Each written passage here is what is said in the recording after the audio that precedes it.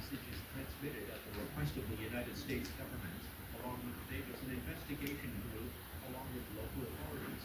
Please pay attention to this alert. It is this so you will know what to do. Multiple reports are coming in about several TV hijackings caused by a gray feature, which seems to be 20 feet tall. These hijacks caused by the feature are seen showing disturbing imagery. Afterwards, the victim of these hijacks are either found dead or have gone missing. This has been going on since 1995, and this incident has spread to multiple countries. This is now considered a global emergency. All residents are strongly advised to do the following.